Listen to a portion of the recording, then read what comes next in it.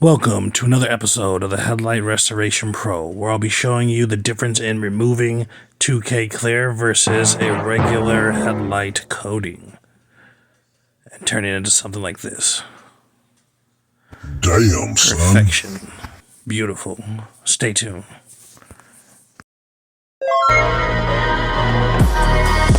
The Headlight Restoration Pro.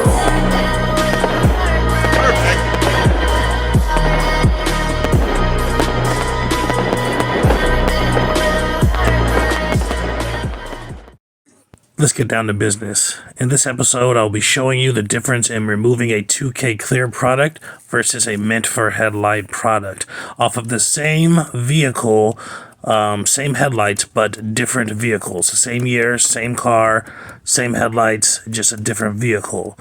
And it's a 2011 325i BMW. Very nice car, very common. Everybody has seen one. Very well put together vehicle. I'll be showing the main one here, which is a 2K clear, versus a split screen here up in the corner of the same vehicle, which has a regular UV coating, aftermarket UV coating. Now, I'm going to be starting them at the same time, and I want you to note the big difference here. The bottom here, I will be starting with a 320, a P320, a 3M P320 disc, okay? The top one here, I'll be starting my normal process here with a P500 disc. And I want you to notice the difference throughout the sanding and how difficult one is and how easy the other is to remove. This one here, of course, being made for something other than headlights, but people tend to use it on headlights. I try to bring awareness to the situation because really in terms of detailing and restoring and doing headlights and stuff, this stuff is an epidemic. It's not meant for headlights. It's my worst days at work are pretty much removing this stuff off headlights. And I do a couple a month, and it's just a pain in the ass. And I just try to bring awareness to it. I'm not bashing or whatever. They're good products, these 2K clear products. They're just not made for headlights for many, many reasons. Gonna go ahead and split. So when I stop it here, it's just to keep it even, to keep them neck and neck. As you saw, I started at the same time. But look at this here. On the other one, it's straight through, it's already removed as I move on. This stuff here, as you can see, it's still there. That's how strong and thick that is with an aggressive pad, 320.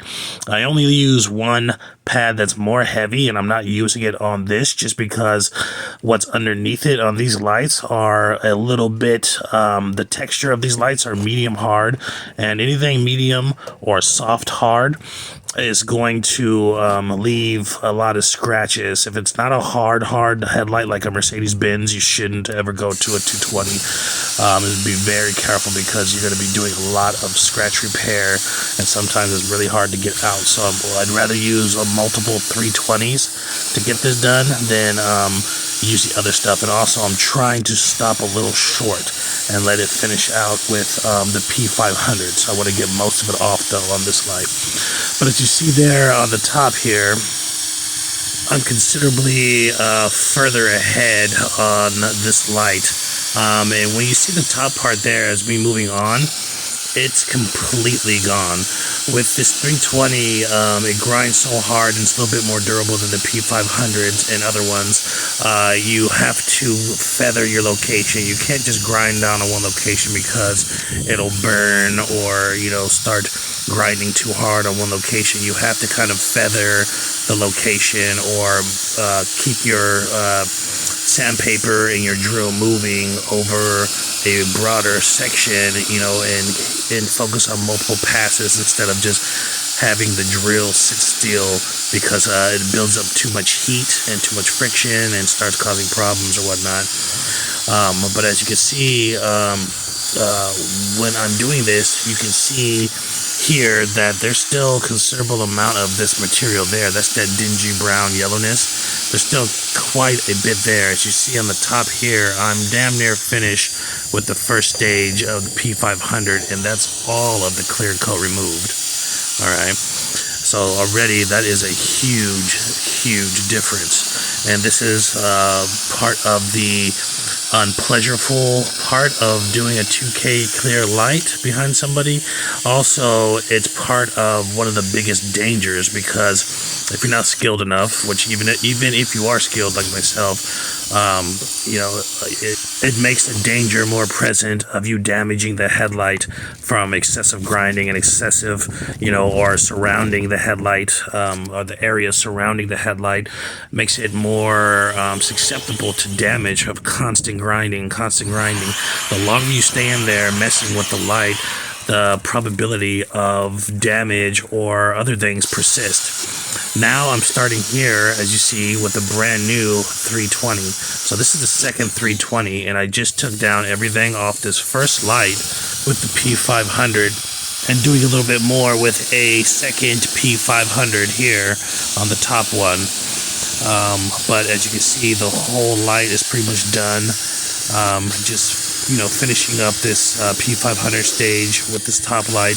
On the second light, we will be entering the P500 stage after the 320, after we have removed most of this clear coat, or this 2K clear coat here.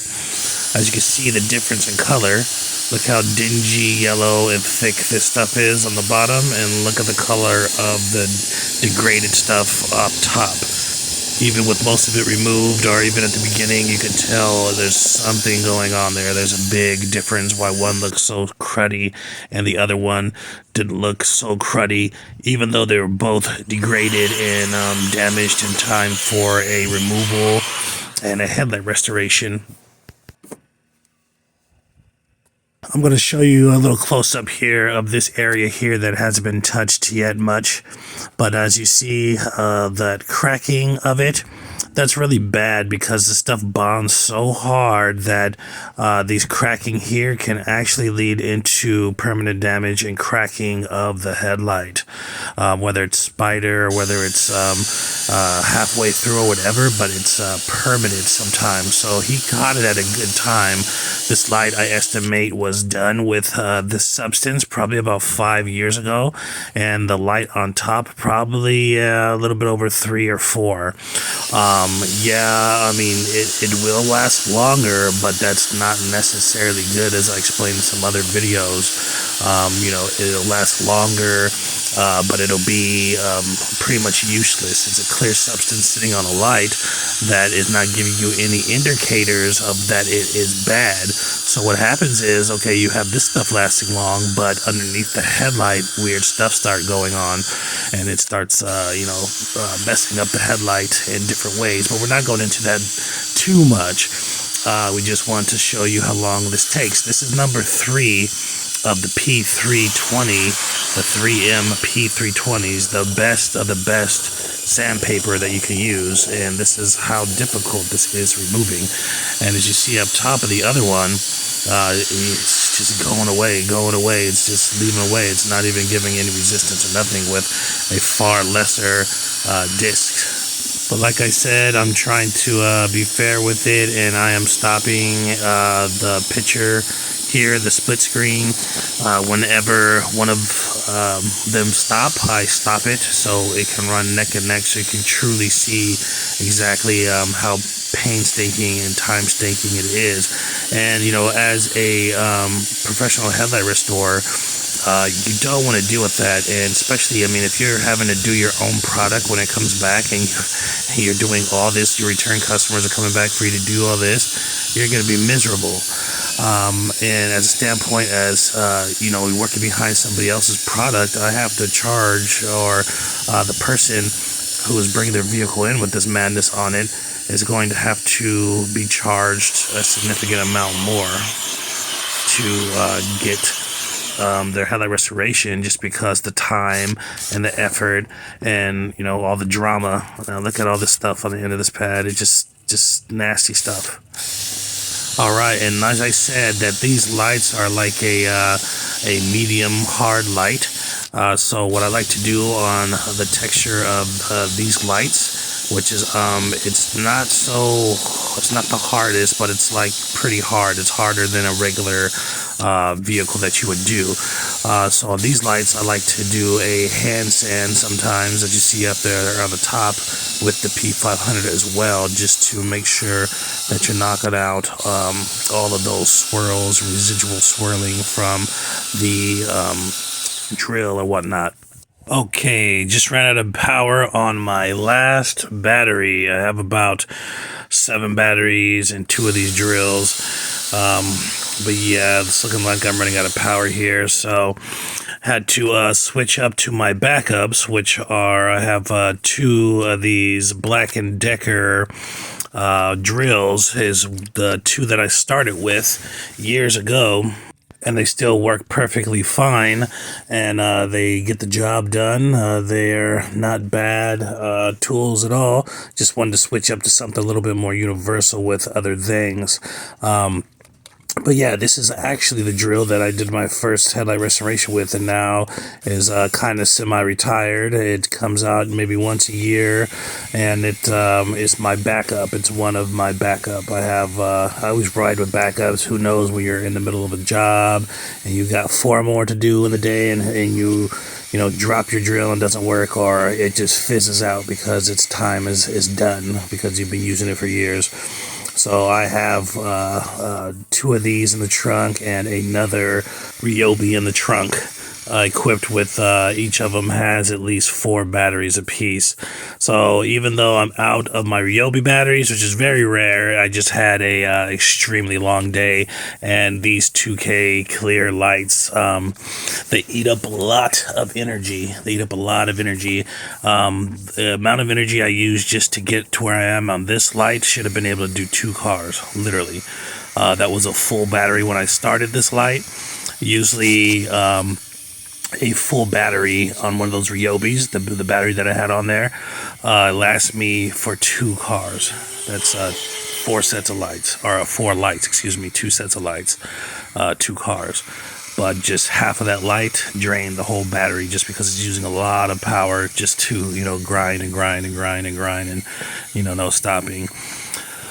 But anyhow, you see there on the top there, I'm already starting with the P800, and these are running neck and neck, as you see. And I've been stopping and pausing and doing all that stuff. All right, switching location of these screens, nothing has changed. It's still time lapse running. Just moving it down here so you can get a better view of me hitting this top of the light. But you can see how much more smoother and just better process that is going on with this other BMW, because this one just had what I suspect to be a good headlight restoration with good quality headlight restoration products. I checked for all my telltale signs and checked the corners and things like that I don't tell you guys about because it just hasn't came up yet.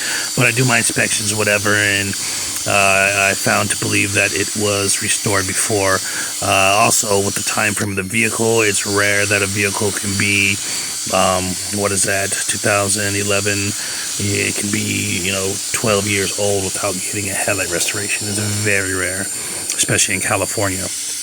So different little things I found out that pretty much it was done before, and it was done by somebody who was actually talented at doing headlight restoration.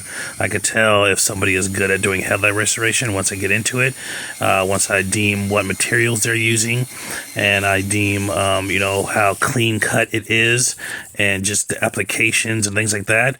And even in the wear of their application, I could tell how good they were. And this person happened to be probably a 5-star headlight restorer like myself on this bottom one.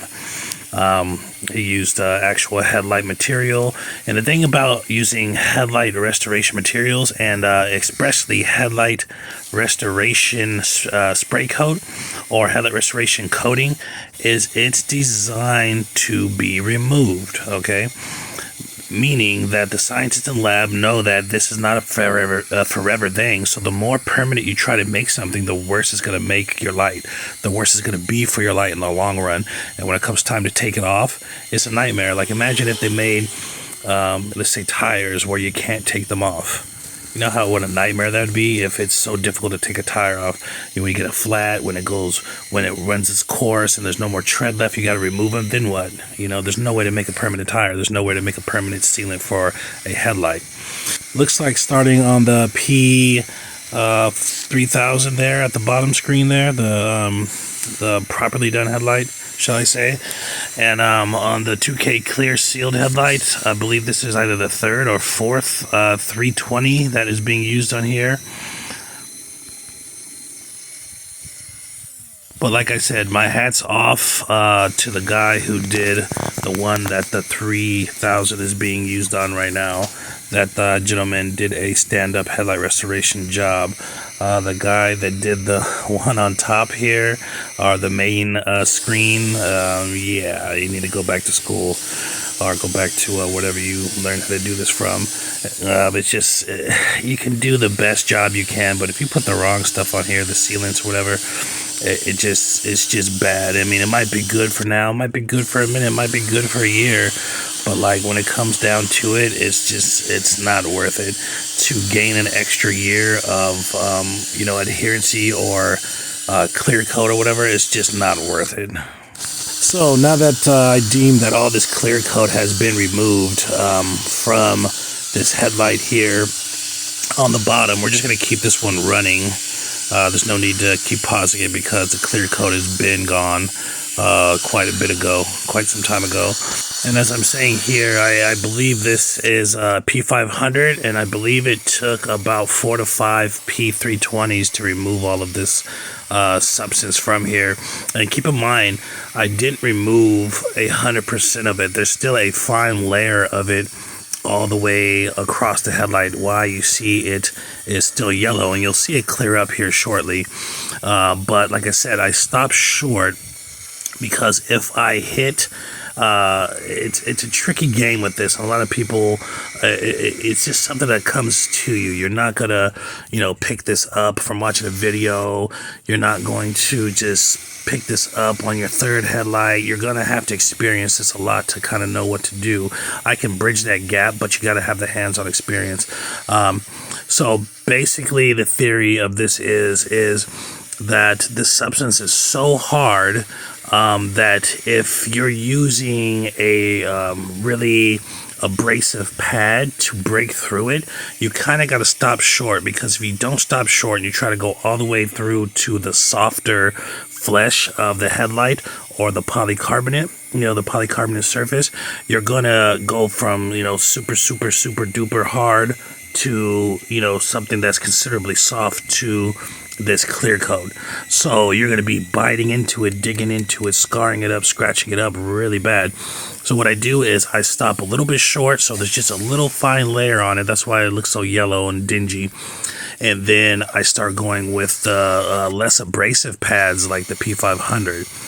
That's what I'm using now. I'm finally starting the process where it should have started before if everything was normal, where the other light up top started because it had a normal clear coat, a normal headlight certified clear coat on it, 100% sure. But as you see, I'm already at the polishing stage up top in the other headlight. And keep in mind, this is the same vehicle, the same year with the same headlights. Okay, they just have been treated differently. It's a shocking thing and a mind-blowing thing once you start coming across these lights that have been, put together with or headlight restored with such bad products. And I've seen A to Z. I've seen, people use lacquer thinner that's made for furniture polish. I've been seeing people use multiple different kinds of 2K clears, different kinds of, anything you can think of that's specifically not meant for headlights. I have seen them. People think it's clear, I can put it on the headlight. It just doesn't work that way.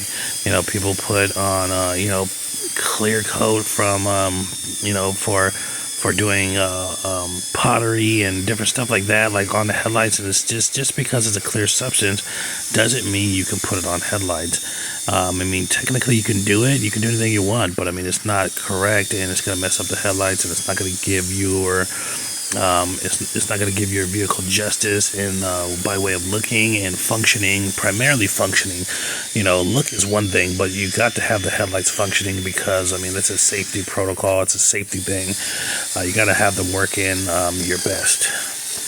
So the best thing to do in my experience out of doing so many different vehicles, so many headlights, and also I do many other things than just headlight restoration. I do all kind of things for the vehicle, okay? From water spot removal to minor painting, clear coat refinishing, stuff like that.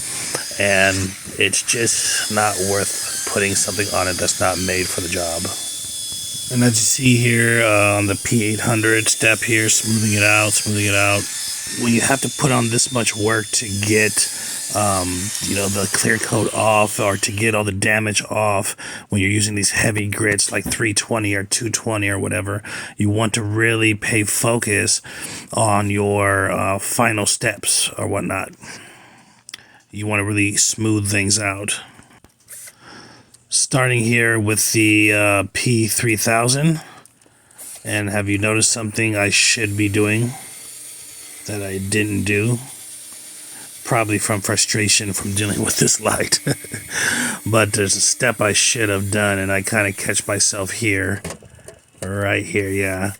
Because once you're doing this step, you should always check your work. You should always be watching what it looks like once you drill past that drill to make sure there's no residual scratching left behind. You shouldn't see any of that stuff at this point. And when you do it, you have to gauge how deep it is, or will it be removed from the next step coming up. And if you don't think it will, you need to go back over it again and again. How many times you need to do? You need to fix it before you seal it. But this is a step I forgot, okay? Like I said, this is a really important step. When I first did it, when I first got into it with the P3000 there, I noticed that there was a little bit of swirling there that I could see that I felt uncomfortable moving forward on with. So I thought, what did I do? Because I usually don't deal with that. I usually don't have that at all at this step. And then I said, it's a hard light. It's a medium hard light. So I was like, I didn't hand sand. Probably just frustration. It's the end of the day. And, everybody makes mistakes, but it's about catching your mistakes. All right. As you see up top here, it looks like I'm getting ready to spray coat with the Meguiars, of course. Headlight certified products always. You want to come prepared for the job. I don't care what anybody says. They don't say like, oh, I use a ninja sword to cut grass. They don't. They say no, they got a lawnmower. They don't say, oh no, I used a fucking pigeon to fly to New York to California. No, they use an airline chartered plane. You use what you use for the task. They don't say, oh, I'm going to paint a car with interior decoration paint, interior decor paint. No, it doesn't work that way. You use what you use for the job, for reasons, many reasons. Like these from a candy bar, you go to the dollar store, whatever, you go to a corner store, you get a candy bar. These candy bars are put together from nutritional scientists and taste scientists, whatever the taste scientist is called, a food scientist, all the way up to if you're going to buy some cement at Home Depot. These things are formulated by scientists. There's not just some regular guy coming down the street, putting something together and saying, here, buy this. No, these things are made specifically, these products are made specifically for what it's telling you it's for. So when you start mixing and matching stuff, weird stuff comes on. It just goes on. When you start, using glass cleaner to clean, toilet bowls and stuff like this or something. Just for instance, when you start mixing things around, like it doesn't make sense at all, and weird things are going to start happening because it's designed for something else. Point blank. Done. It's designed for something else. So and then it even doubles down to make absolutely zero sense when you're using this, when there's like 15 million products to do what the job you're trying to do. If you're trying to clean glass, but you say, oh no, the secret to cleaning glass is to use aluminum polish. It's like, are you mental? Are you crazy? Do you know how many damn glass cleaners there is on the market that is, like I said, once again, specifically designed by scientists to use it? There's no secret. There's no finding something better. This is the best quality stuff that they come up with. This is the best quality thing. People always think there's a secret. Let me use bald head wax to wax my car. There's no secret. There's a million products out there for that specific task. So just use what's common sense. Just use what is for the task, people. It's that simple. I could show these things 1,000 times, and it is, like I said, it is the source and agony when I hit to a job, or when I get to a job, and then I have to tell the person, like, look, this is what's going on. And it's just an agony. Sometimes I just don't even do it because it's like this. But I'm a professional and this is what I do. And I'd be like, you just gotta be more. But I'll do it. It's painstaking. It's not all fun and cookies. Even though it's my passion, this is my love, this is what I do. It's not always gonna be cookies and milk. It's gonna be turds and bullshit half the time. So, it is what it is. You got to be professional. But look how much clearer that looks. And by the way, if you haven't noticed, the other light has already been done for a while now. For a while it's been done. But look how beautiful this light is turning out, though, once I got all this stuff off. And like I said, it really pays to stop short when you're dealing with these hard substances on headlights, whether it be, a 2K clear or some other stuff that someone put on the light, because I run into other things, but they typically don't tend to be as hard to remove as or damaging as these 2K clears per se. This light is beautiful. It's going to come out beautiful, and it's just going to take a lot more work to do it. It's going to take more money. It's going to take more elbow grease. It's going to take more of everything to do it. So, don't do this to yourself. Whether you use my chosen sealant or supplies, or you use something else, just use what's for the job. And see how foggy people freak out at this point, like, oh my god, did I mess the light up? I used to freak out all the time. It took me like 5 lights in to realize that, okay, this is just how it is. This is just how it is. It's I got this. But you see how it was before I started dabbing? Just imagine, some people spray coat their lights at that point.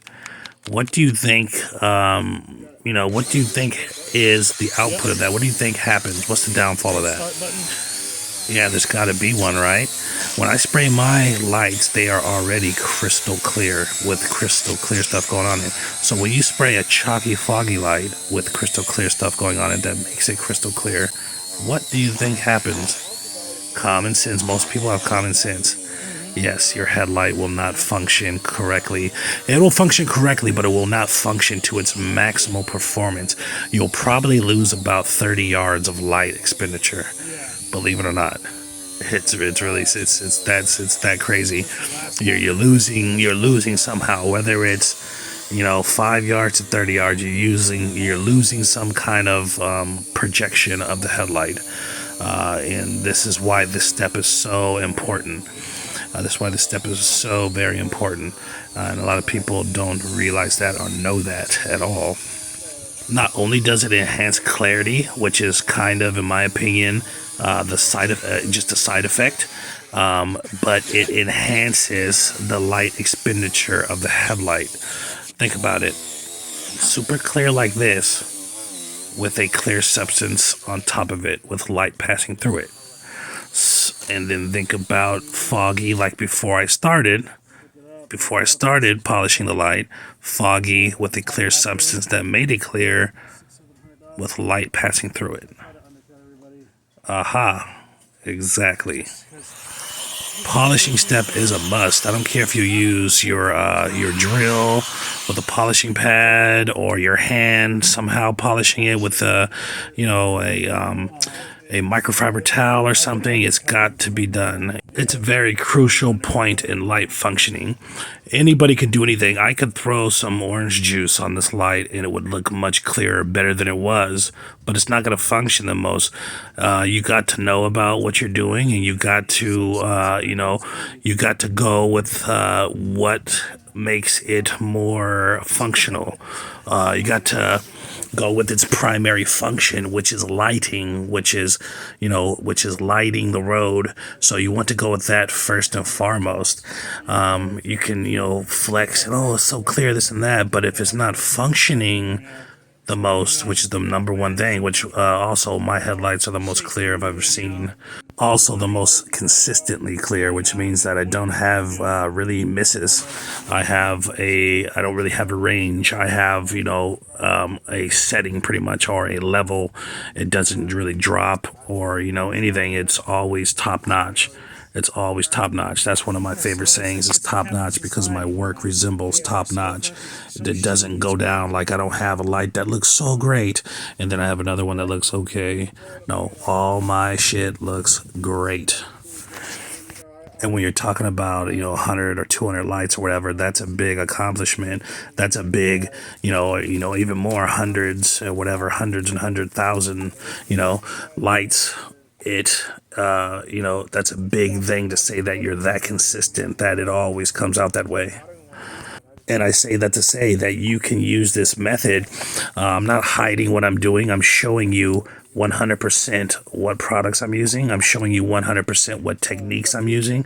I'm showing you 100% on how to execute these techniques and execute this method for yourself. And I roll straight through from beginning to end, so you can see, so you can fast forward, rewind, do whatever you want to do, and see that this is 100% raw what you get. 100% of everything that I'm doing, everything I'm using, everything that I use is in the bio, linked in the bio to Amazon for direct purchase, where I get them from. I use these same exact links to buy these same exact products. Okay, so if you want to research the products, you want to look at the specs on the products, the drills, or the clear code, or anything on there, I'm giving you guys 100% access to how I can get pretty much 100% rating every time I do a headlight. It comes out like this. See how bad and hard that headlight was and how long it took, but it still came out perfect, right? Damn, son, that shit's clear. Look at that. Beautiful, beautiful, beautiful, beautiful, beautiful. Look at that. Still came out perfect. Perfect. Subscribe if you haven't already. The Headlight Restoration Pro.